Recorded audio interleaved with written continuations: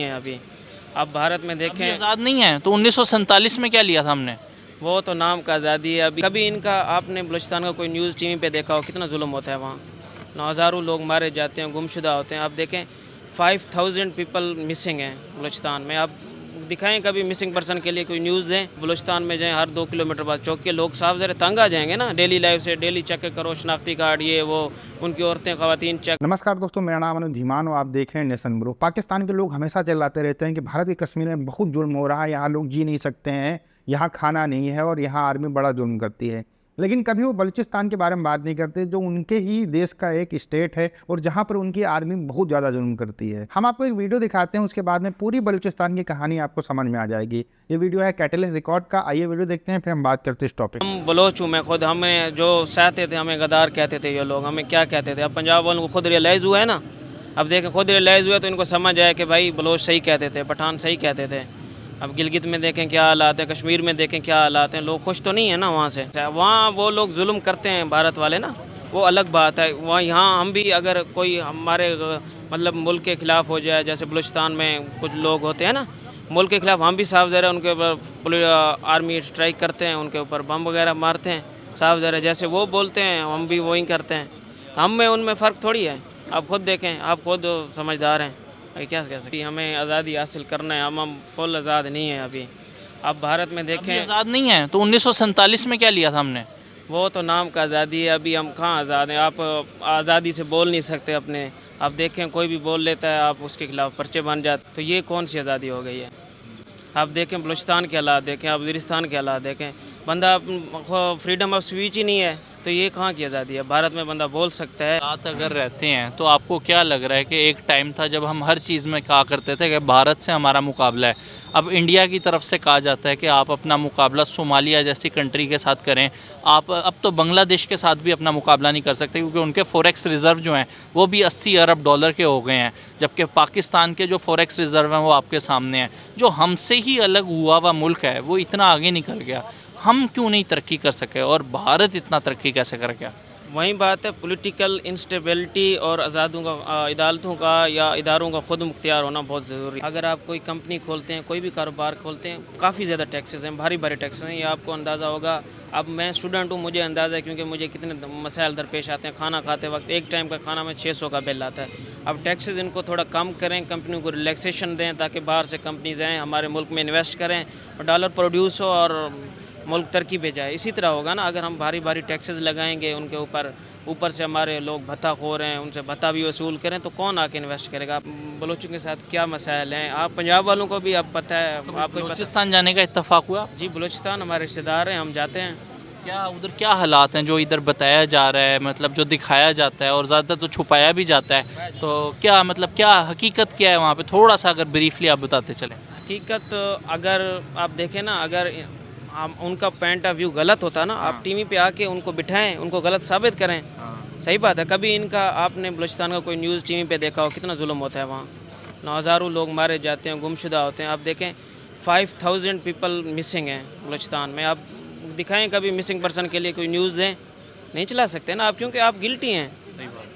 वो राइट पे, वो हक पे, इसलिए आप उनका शाये भी नहीं करते। उनका क्या पॉइंट ऑफ व्यू है, क्या वो किस पॉइंट पे स्टैंड ले रहे हैं और उनका क्या कहना, क्या मुतालबा क्या है उनका? आप देखें बाहर की कंपनीज़ जो आती हैं ना वहाँ, तो वो उनके जो ज़ख़ायर हैं वो उनके साथ मिल के ना, पावर के साथ, तो वो उनको लूट रहे हैं। सही है। वो कहते हैं हमारे ज़ख़ायर बाइद अल्लाह में लिखा हुआ पाकिस्तानी कानून 1973 के, जिस इलाके में है उसमें इलाके में पहले इन्वेस्ट होगा, जो बाकी बचेगा वो वफाक में जाएगा ना। वो डायरेक्ट ही सारा खुद कुछ कंपनीज़ ले जाते हैं, कुछ वफाक ले जाता है। इस वजह से उनका थोड़ा क्या हो गया है। फिर जो बंदा आवाज़ उठाता था शुरू में, फिर उनको मिसिंग किया जाता था। मिसिंग पर्सन इतना इशू हो गया है, काफ़ी ज़्यादा हो गया है, अक़वाम मुत्तहिदा तक चला गया। लोग उधर भी आवाज़ उठा रहे हैं, लोग साफ ज़रा बागी भी हो गए हैं इस बात से। बागी वालों से तो मैं मुत्तफ़िक नहीं हूँ भाई, आप बातचीत करके आप बात सोल्व कर सकते हो, लेकिन हमारे हुकूमत को इनिशिएटिव उठाना चाहिए, उनसे बात की करना चाहिए। जो लोग आपसे नाराज़ हैं उनको मनाना चाहिए, उनके जो हक़ हैं उनको हक़ दे दें। बहुत सारे लोग कहते हैं इंडिया की इन्वॉल्वमेंट भी है बलूचिस्तान के अंदर। इंडिया की इन्वॉल्वमेंट हो सकती है। आप उनका पॉइंट ऑफ व्यू देखें ना, आप उनको गलत तो साबित नहीं कर सकते ना। वो तो हक़ पे है ना। आप किसी का फ्रीडम ऑफ स्पीच है कि आपसे वो सवाल कर सके, जवाब कर सके, आप एक इदारे को इतना नेक नाम बनाकर बंदा उसके ऊपर उंगली भी नहीं उठा सकते। हम जो उठाते हैं, हमारा इदारा है, हम उंगली उठाते हैं इसलिए कि भाई वो दुरुस्त हो जाए। हम तो दुरुस्ती के नज़र से उठाते हैं, ना कि बदनामी के नज़र से। साफ ज़ाहिर है, तो अगर कोई गलत काम कर रहा है हम उसको समझाएंगे, भाई आप दुरुस्त करें अपने तरीके।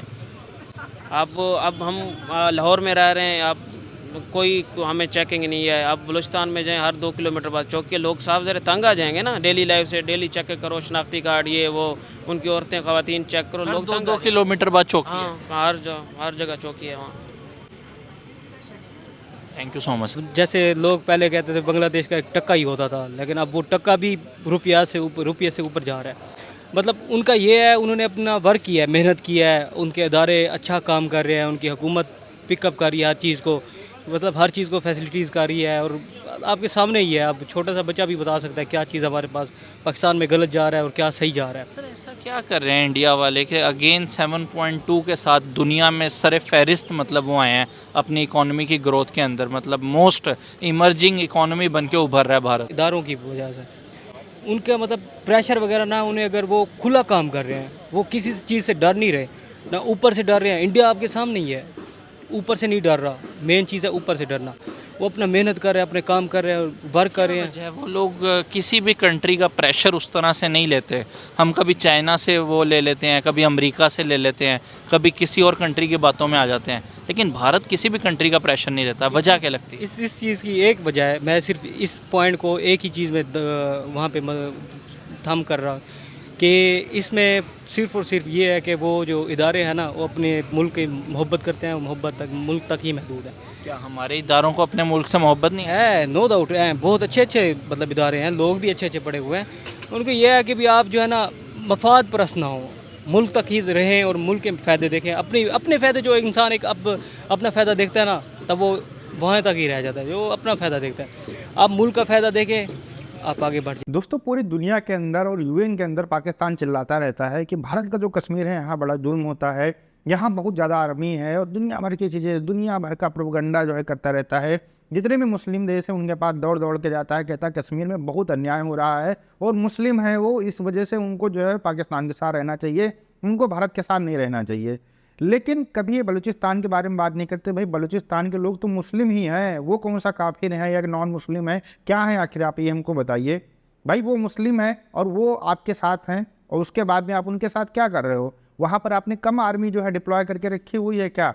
जब वो लोग थोड़ी सी आवाज़ उठाते तो उनको उठा के आप चाइना भेज देते हो, उसके बाद में उनके मानव अंग निकाल कर दुनिया भर के जो लोग होते हैं उनको भेज दिए जाते हैं। ये मानसिकता रखते हो भाई साहब आप उनके बारे में, और बात करते हो कि आप दुनिया भर के जो मुस्लिम हैं उनके जो है सबसे बड़े अगुआ आप ही बनते हो। अच्छा, आप सोचते होंगे कि बलूचिस्तान के अंदर ये सारा ऐसा क्या होता है जिसकी वजह से इतनी अटैक करते हैं वहाँ के लोग जो हैं इनकी आर्मी के ऊपर।